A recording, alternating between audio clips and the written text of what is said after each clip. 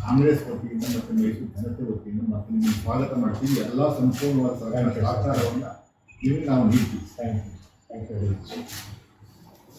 ನಾವು ಅಲ್ಲಿ ಮೂಡ ಅಥಾರಿಟಿಯಾಗಿ ಕ್ಲಾರಿಫಿಕೇಶನ್ ಕೊಡುವಂಥ ಕೆಲಸವನ್ನು ಮಾಡಬೇಕು. ನನ್ನ ವಿರುದ್ಧನೋ ಇಲ್ಲ ನಮ್ಮ ಅಧ್ಯಕ್ಷಗಳ ವಿರುದ್ಧನೋ ನಮ್ಮ ಸ್ನೇಹಿತರ ವಿರುದ್ಧನೋ ಆಪಾದನೆ ಆಗಿರುವುದನ್ನು ದಾಖಲೆಗಳ ಜೊತೆನೇ ಆರೋಪಗಳನ್ನು ಮಾಡ್ತಾ ಇರುವಂಥದ್ದು ನಾವು ಕಾಣ್ತಾ ಇದ್ದೀವಿ. ದಿನನಿತ್ಯ ಕಳೆದ ಒಂದು ವಾರದಿಂದ ಒಂದು ಮಾಧ್ಯಮ ಒಂದು ಪತ್ರಿಕೆ ತಗೊಂಡ್ರೆ 5 ಐಟಮ್ಸ್ ಮೈಸೂರು ನಗರ ಪಾಲಿಕಾರದು ಇರ್ತಾ ಇರುವಂಥದ್ದು ನಾವು ಕಾಣ್ತಾ ಇದ್ದೀವಿ. 3ನೇ ಹಂತದ ಬಡಾವಣೆ ರಚನೆ ಮಾಡುವಂಥದ್ದಕ್ಕೆ 31/10/1992ರಲ್ಲಿ ಮೈಸೂರು ನಗರ ಪಾಲಿಕಾರ ನೋಟಿಫೈ ಮಾಡಿ, ತದನಂತರ 18/5/1992ರಲ್ಲಿ ಡಿನೋಟಿಫೈ ಮಾಡಬೇಕು. ಮುಖ್ಯಮಂತ್ರಿಗಳ ಭಾವ ಇದೆ. ಮೇಡಮ್ ಪಾರ್ವತಿ ಮೇಡಮ್ ಅವರ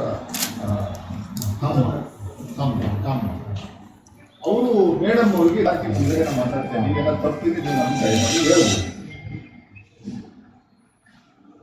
2010ರಲ್ಲಿ ಅದು ಡಿನೋಟಿಫೈ ಆಗಿ ಕನ್ವರ್ಷನ್ ಆಗಿರುವಂಥ ಲ್ಯಾಂಡನ್ನು 2015ರಲ್ಲಿ ಏಕಾಏಕಿ without notification without intimation actually MUDA acquire ಮಾಡಿ